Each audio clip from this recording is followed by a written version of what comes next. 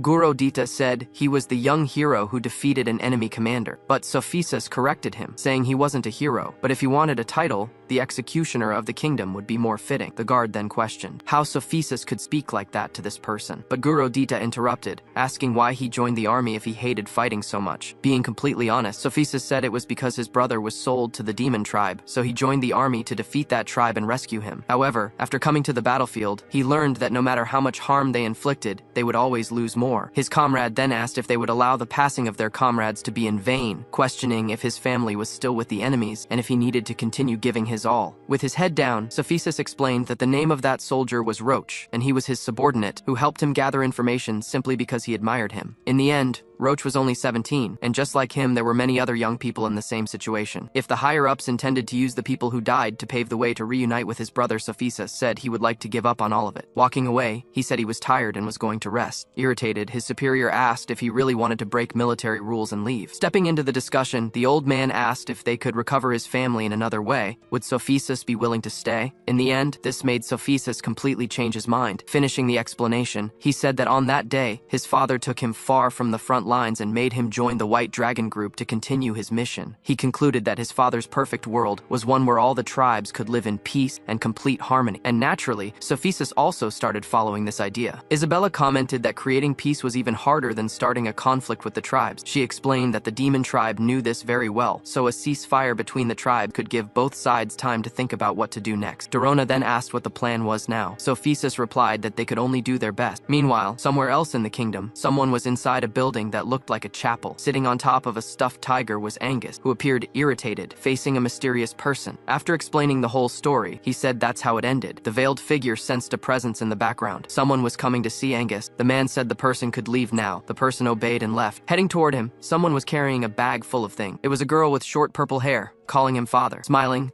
The man asked if she brought what he asked for. In response, his daughter threw the sacks on the ground. They weren't treasures, but severed heads. Looking at the disturbing sight, the man simply said the name Gurodita, saying that Gurodita refused to be helpful to him, so he had no choice but to silence him. He said he had already set things up for her to join the archery class at the Royal Academy, and that she would meet her new teacher there tomorrow. However, the girl didn't quite understand what her father meant. Angus then threw something from his hand. It was some kind of card, and with great skill, his daughter caught it. The man explained that he wanted her to join this class and represent it in the kingdom's sports festival. After that, she was to find out what the intentions were of the boy in the photo, who happened to be the protagonist. The next day, at the old royal arena, several people were gathered in front of this arena, which looked like the Roman Colosseum. Xiang ordered that since Professor Martin had a gray moonstone, building an arena should be very easy, but he questioned how they would take down the old one. Martin said that's why he brought Mr. Mike Yasso and Miss Icy to help him. Mike greeted Xiang, saying it had been a while. The hero greeted him, and the short professor mentioned he had heard a lot about his forging skills. Icy told Mike that he could start now. Stretching, the man said he was ready. He was already inside the arena, which was in ruins. Sighing, he began to focus. Then, he prepared to make a huge jump, using immense strength in his leg. He jumped so high that you could see the man from outside the arena. In the air, he began to summon some kind of ability in his right fist. After gathering a certain amount of energy, he prepared for the attack, using an ancient art ability called infinite destruction, which looked very much like a tornado. The strike hit the center of the arena, spreading to all four corners. It was a very powerful, long-range attack. Someone commented that they needed to find cover so they wouldn't get hurt. Icy then began to do her part, using the eternal light barrier ability. A huge, very bright light began to come from her staff. Suddenly, a type of light started to surround the arena, growing larger and larger, forming a dome that protected the entire group from any debris. You could see that Mike quickly destroyed the entire arena without much effort, and the group was able to watch everything from a front row seat without worrying about their physical well-being. Amazed, Xiang thought that this must be the most efficient demolition team in the world. After finishing his job, Mike jumped out of the dome with great force, landing dramatically for everyone to see. However, the work wasn't completely finished. The magic instructor began restricting the area, making the dome smaller, but only in width, squeezing all the debris from the old arena. A while later, all the debris was piled up, and Mike commented that his back hurt. Smiling, Professor Martin thanked both of them. Excited, Icy told the professor to do his best. They both left, and the group said their goodbyes. The hero commented that there were only 10 days left until the competition, asking if he was going to train. However, the boy explained that the professor told him that just working here counted as training for the competition. Xiang then asked how tired he was, mentioning that he heard the students spent a lot of time collecting materials for the forge class. Placing a hand on his shoulder, the professor explained that the boy was a great kid. He had several younger siblings waiting for him at home, so he tried to earn as much money as possible while studying at the academy because afterward, he sent the money back home to help with family expenses. After hearing this, the hero said that besides being a good student, he was also a good brother. The boy said he had to be, as he was the oldest. He commented that if he won the tournament, his family's life would improve a lot, so he really needed to win this time. This comment made the protagonist curious, wondering if there was actually that much money involved. Then, his glasses-wearing colleague interrupted, confirming that yes, there was. He explained that the winner of the competition took home 1,000 gold coins and a pure gold trophy. He added that this amount could only bury a few high-rank alloy stones, but besides that, the winner also received an honorary military title, allowing them to join the military forces after graduation and become wealthy. Completely new to this world, the hero asked about the military title, and if someone who had it could come and go from the kingdom as they wished. His colleague said of course they could, but going around alone could be very risky. In his mind, Xiang started to get more interested, thinking that this way he would be able to take Isabella to the demon tribe because she had been away from home for too long. He figured that if she didn't return by the end of her vacation, she would be in trouble, but if he managed to help her return, it would be good. Sometime later, everyone was helping with the construction of the new arena. Then, someone called for Professor Martin. 3 people who looked like young adults and academy students arrived. Smiling, the professor said he was very happy they came to lend a hand. The man in the middle said they were his students, so of course they had to come to help. The glasses-wearing boy, Moto, was also surprised, saying he couldn't believe the veterans were there. One of the veterans walked up to the protagonist, asking if he was Xiang. He said he heard the boy could build giant robots and steam engines, and the blonde man asked where he learned such amazing thing. Embarrassed and laughing, the boy said it was nothing special and that his brain just got a bit ahead of him, but he said they seemed even more impressive because from what he heard, they were well-known forgers throughout the kingdom. With his arms crossed, Martin said he asked them to come and help improve their forging skills while he was busy. He concluded by telling Xiang and his friend that he wanted the two of them to spend these 10 days doing special training, which left both of them quite confused. Touching his shoulder, Martin called for the protagonist, reminding the boy that he once said something about forgers fighting alongside soldiers in conflict. subject. Martin confessed he didn't like the idea of fighting, but the dwarves were going to teach him a very important lesson. A battle could be started with great strength, but it could also be ended. He concluded by saying he hoped that one day the boy would understand what he just said. Martin introduced his 3 veterans to his current students, saying that these were the best he had ever taught. For these 10 days, they would take over the class and help the students master forging techniques. This was veteran Haynes, who some might already know as he was currently the best architect in the city. The purple-haired one was named Mohan, the best weapons specialist. And last but not least, this was Kaiser, the formidable clothing designer. Concluding the introduction, Martin said they would help them specialize over the next 10 days. Haynes said that in recent tournaments, the Forge class had always had irrelevant results, but this year he hoped to break that bad luck once and for all. The bald man explained that the classes would send students to compete in the tournament, so while they didn't expect to win, they hoped to at least break the curse by getting good results. He asked everyone to do their best. Meanwhile, Eli was carrying giant rocks, thinking she needed to start working harder as well. This was the training field for the magic class. Several stone statues simulating monsters were in the middle of the arena. The magic apprentice, Renz, was training. With his right arm, he began to summon some kind of blue magic very similar to a sword or spear. This attack resembled spikes piercing the ground, heading toward one of the stone statues. Being a very powerful attack, it started to demolish it. With his left hand free, he began to summon another type of magic, this time using an electricity element. With a literal snap of his fingers, a strong lightning bolt struck the stone monster, completely burning it. After that, the apprentice used a control ability, making a kind of earth lasso rise from the ground, and he clenched his fist. This earth lasso, which was wrapped around another stone monster, shattered it into several different pieces. With his left hand, he began to summon a fire spell, acting like a mage. The fire headed toward another stone monster, also wrapping around it as if it were a flexible cloth. Suddenly, this small amount of fire turned into a powerful tornado, resulting in the complete destruction of his opponent. Watching the training, a pink-haired girl commented that Ren was really powerful. Her teacher said he wasn't at her level yet, but this tournament was already theirs. Nervous, the girl asked if Renz was that good, why didn't they let him enter the tournament alone? With her arms crossed, the teacher said no, explaining that she didn't want to give second place to her rival, Dorona, from the fencing class. Sometime later, in a mountainous area, the fencing professor watched her student at the waterfall. Isabella was meditating while the waterfall fell on her head. In her mind, the professor thought that Isabella's sword techniques were already excellent. However, she still needed to fully bring out the strength and power within herself. Isabella was fully focused, reaching a deep part of her mind. Suddenly, she opened both her eyes, seeing several beings around her. She questioned what this could be. Looking to the side, she was startled by the number of people close to her. Then she realized what was happening. They were all her generals. Irritated, she asked who was responsible for all of this. A purple hand then approached her face. This was the demon queen version of herself, warning her that the girls shouldn't fear her because they were both the demon queen. At that moment, Isabella realized this was her other version. Smiling, the demonic version commented that the person behind this tragedy was her, pointing to the queen. Nervous, Isabella asked if she was responsible for all of this. Her other version confirmed that yes, they suffered and had to be sacrificed because she was never strong and was always naive. Perplexed, Isabella started to stress that all of this was her fault. Manipulating her, her other version said that she trusted humans because she was weak and trusted Lillian because she was naive. With a very frightening expression, she said this was the result of her decisions. Quickly, Isabella slapped her hand away, affirming that this was not true. A bit hesitant, she said it wasn't her fault, saying that she didn't want to see anyone else perish in this conflict and that it wasn't her intention to sacrifice her own people. Arguing with herself, her other version said that their father's plan, the plan to take over all the lands, was actually fantastic. However, she managed to ruin everything the Oz tribe had already done. And even after all that, her innocent and loyal followers still put themselves at risk to protect a queen like her. Staring intently at human Isabella, she asked if the girl had already forgotten who she really was. From the ground, someone grabbed her ankle. All of her former generals called out for Her Majesty. These ghosts began to gather one by one. Seeing all of this, Isabella started to become extremely irritated. Screaming, she said she didn't need her other version to remind her of that and began to release black and red energy. Meanwhile,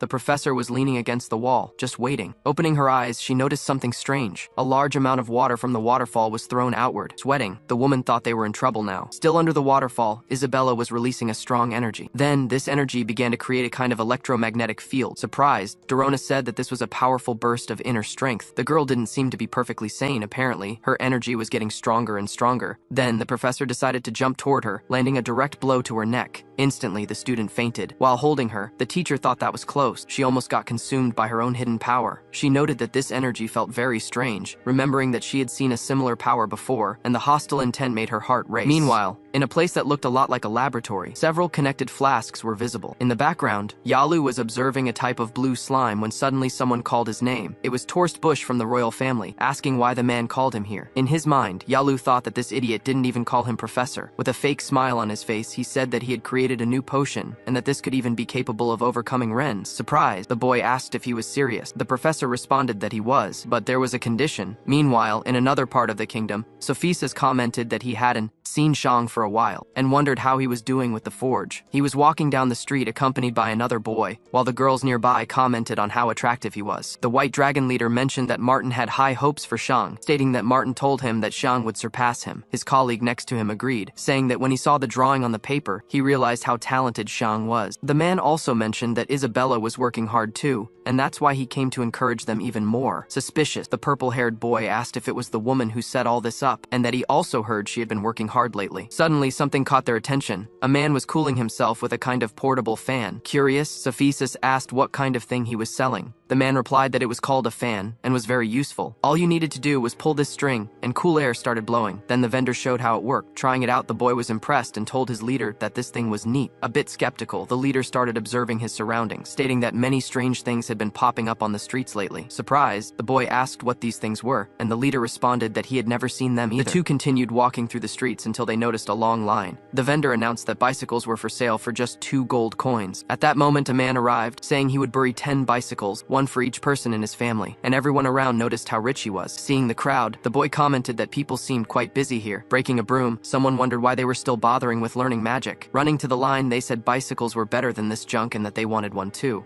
A vendor announced a bulk sale telling people to bury their Doronas and Wadley here. Outraged, Sophis wondered who was bold enough to be selling miniature professors from the academy. His colleague noticed that the crowd there was even bigger than the line they were in. Pricing the items, the vendor explained that 2 gold coins were for 1 and 3 gold coins for 2. Showing the miniatures, he said that the more they bought, the cheaper they got. Nervous, the boys realized that these were actual dolls of the professor. A man who seemed a bit tipsy asked how much the vendor wanted for the ones in the back, but the vendor explained that his boss said those were the only life-size ones he made, and he was asking for 2,000 gold coins for each, leaving everyone shocked at how expensive they were, yet still wanting one. Approaching the crowd, Sophis asked for permission and inquired if the boss's name was Xiang by any chance. Happy to see him, the man welcomed the general and said that he was correct. His boss's name was indeed Xiang. Sophis then realized that this was also the work of that boy. The man then explained that the whole street was filled with inventions from Master Yi, and the boy next to him said that he truly was incredible. Suddenly, they started hearing some kind of horn. It was the same blue truck that was used last time. Surprised, the boy asked if that was a monster, and Sophis explained that it was Xiang's steam vehicle. Inside the truck, Moto commented that the streets had been quite crowded lately. Looking out the window, he noticed it was the leader of the White Dragon group. Opening the door, he called for the leader, who smiled back at the boy. Sometime later in the new arena, they were talking with Professor Martin. He explained that the arena was almost finished. Seeing the work, Sophis commented that it was truly a job worthy of a talented forger like him. The bald man then thanked him for the compliment. Smiling, he mentioned that he came to look for Xiang, but unfortunately, he had left with him for the southern Fanwood Forest. Curious, Sophis asked why they went to the empty Fanwood Forest. The bald man responded that they didn't tell him. Moto explained that before they left, they asked him to give this chest full of coins to Sophis. Opening the chest, the boy was surprised because Xiang made quite a profit. Confirming, the bald man said yes, and that this was a donation from Xiang to the military fund. Looking at this immense amount of money, Sophis commented that this was the hard-earned money of the citizens. Smiling, the bald man explained that it wasn't, and that's where Sophis was wrong. He revealed that now they could mine on their own. They replaced human labor with mechanized power, and had also been getting assistance from the combat class. Mike was explaining to his class to use every second in the field as training. Concluding the explanation, the professor said that the cost of strong practices was going down everywhere. Interrupting the conversation, Moto explained that the alloy goldstone in his hand used to cost 10 gold coins. Moreover, Mr. Yalu used to refine it for 5 gold coins, but now it was down to 2 coins. Then the boy said that 5 gold coins to refine 1 stone was outrageous. Approaching the boy, the student explained that from what he heard, Angus asked to adjust the prices after the price issue. After hearing this, Sophis said that the cost of living had also decreased, which had lifted a burden from the citizens. Martin added that the cost of living had gone down, and all this money was earned honestly through Xiang's inventions. Smiling, the leader was happy to hear that. Meanwhile, somewhere else, Eli announced they had arrived. Xiang was surprised, commenting that this was the famous Fanwood, a place full of giant trees. As they walked through the forest, the hero decided to touch one of the trees, noticing that its texture was unlike ordinary wood. Squatting down, he started taking off his backpack. He said they needed to test this wood now and see if it was as magical as people claimed. Taking out a smaller bag from his backpack, which held held several scrolls. He grabbed the chainsaw scroll. He opened it on the ground. The scroll already had the object drawn on it. Xiang said to begin the transfer. Magically, a considerably large stone appeared and floated in the air. The hero approached the chainsaw drawing and touched it with his magic stone and brush. Suddenly, the stone started trembling, and a chainsaw began to appear from within it. The protagonist picked it up, stating that now he just needed to add an electric stone. He commented that using scrolls to summon pre-sculpted stones for forging saved a lot of time. With the chainsaw ready, he handed it to Eli, saying it was her turn. She prepared to start cutting, tried to cut the tree but struggled, her body trembling. Said the wood was incredibly tough, so tough that it broke the chainsaw. A piece of it flew toward the protagonist, who managed to dodge it. The hero commented that even the chainsaw wasn't enough to cut this tree. Eli added that it didn't even leave a scratch, and they would have to give up on cutting it. Looking closely, Xiang said this was actually really good. Confused, Eli said he still didn't get it, and asked what he was trying to do with this thing. Explaining, the hero said that people thought this wood was useless because they couldn't use it as raw material to build houses or as firewood. However, that only happened because they were using the wood the wrong way. Confident, he said that if used correctly, this wood could become a very valuable resource. The next day, trumpets began to sound at the new arena, signaling that the competition was about to start. Sophis and his guards were in the middle of the arena to begin the presentation. From one of the sections, other people arrived as well. It was the young king along with his cavalry. At that moment, Sophis bowed to the king, and everyone in the audience did the same. It was mentioned that nothing was decided yet, because the combat class almost won last year. The representatives of the magic class arrived, including the professor, the apprentice Renz, the pink-haired girl, and two twins. Stealing from the scene, a man with green hair appeared with a giant cat, and the pink-haired girl didn't like it at all. Renz were supposed to be the strongest representatives in this round. In the audience, several girls started flirting with Renz. Entering through another tunnel were the representatives of the fencing class. They even had a royal competitor, which was Buri. The others wondered who the girl behind Dorona was, and didn't expect to see someone so beautiful in this round. Quickly, the two teachers started giving each other tough looks. Next came the representatives of the shepherd class and the druid class. Inside another tunnel, someone was trembling a lot. It was Moto, but the protagonist approached the boy, telling him to relax. Smiling, Xiang said they should just do what they knew how to do, encouraging them to go for it. Looking back, something caught his attention. He questioned why there was only one representative in that class. Excited, the culinary class student said she was going to win this year and was carrying the class's dreams and hopes on her shoulders. One of his classmates explained that this was the culinary class representative, Nai, and asked if that professor wasn't too old. Then they thought he must be the first one. Suddenly, everyone was talking about the culinary class, which only had one member. Another student from a different class even commented on what a chef could do in this competition, suggesting it would be a baguette. This irritated the bald student, but the professor told him to relax and control his fire, the same way he controlled it when cooking. His student then obeyed, but others continued mocking and laughing, saying his voice sounded like a little girl's and that he was all muscular but went by the name Nai. Hearing all these insults, the man started shaking with anger. Xiang commented that even the culinary class was striving to win the tournament, so they had to show everyone who was in charge. At this moment, another class started arriving, the representatives of the forge class. When they arrived, everyone started booing. Without fear, the protagonist asked what happened. Hearing the boos, everyone in the class started to feel downcast and demotivated. Nervous, Moto explained that despite always participating in these tournaments, his class always ended up in last place. Hearing this, Xiang stated that all they needed to do was show their potential, asking his professor if that was right. The professor, very nervous, stammered that it was. After everyone introduced themselves, Sophis said he would like to welcome all the participants this year. He explained that the best student among them would have the opportunity to join the military forces without taking any aptitude test. Moreover, the winning class would receive the royal cup handed out by the king in person, so they expected all the students to do their best to showcase their techniques and skills. He continued, saying that the royal tournament would last 5 days and would be divided into 2 categories. One of the categories was the nation's crossroad, which would last an entire day. Suddenly, a glowing emblem began to appear on the ground. Several emblems appeared in every corner of the arena. Sophis explained that this long race would take place within the kingdom's walls and would pass through 4 locations. The starting point would be at Melodic Lake. Then they would pass through the Forest of the Fallen. Next, they would reach the Wind Valley, go through the Red Sands River, and finish at the peak of the kingdom. Haynes commented that they chose the harshest locations for this round, and his colleague wondered if this wasn't too difficult. Sophis explained that there would be a portal after each area, and by passing through the portals, they would earn points based on their positions. But also hidden in each location were the kingdom's crests. Holding one in his hands, he explained that each crest could be exchanged for 10 points. However, out of all the participants who passed through every location, location. Only 16 would be able to proceed in the tournament. He said that the locations they needed to pass through would be challenging, so they must go through them as quickly as possible, prioritizing their own safety. Suddenly, a magical screen appeared in front of each student. Not knowing what to do, Shang asked how to sign up for this thing. The magic apprentice then signed, followed by Isabella and the other people present. Terrified, Moto said that these were the most challenging places in the kingdom and that it was better to give up while they still could. However, the hero took his colleague's hand and placed it on the magic screen to sign successfully, with 100% success. Looking to the side, his colleague realized what just happened. In shock, he asked what the hero did. Smiling, the protagonist told him that there was no turning back now. A large and imposing portal began to emerge from the ground. Asi told them to head over there. With her arms crossed, she told her apprentice that the tournament was all his. Quickly, everyone started entering the portal. One of the royal men reminded them of what the old man said, stating that it all counted as training. At that moment, Dorona caught Isabella's attention, telling her to learn to control her hidden power. With her eyes closed, Isabella said she understood. Then she began observing another group. Shang was dragging his colleague by the backpack, who insisted he didn't want to go, crying. He clung to his professor, saying that if he passed on, the professor should take care of his mother. The hero started trying to pull his colleague by the feet, but it was very difficult, finally managing to carry him, while the boy reminded him not to forget about his mother. Behind the bald man, the refinery professor called out, advising Martin to get ready as he started making preparations. Hearing this, Martin wondered what he was talking about. Smiling, the man told him to prepare some very nice boxes, referring to coffins. And that's the end of this episode. If you want the next part, make sure to hit that like button and help us hit 1,000 likes, and I'll drop the next part as soon as we reach the goal.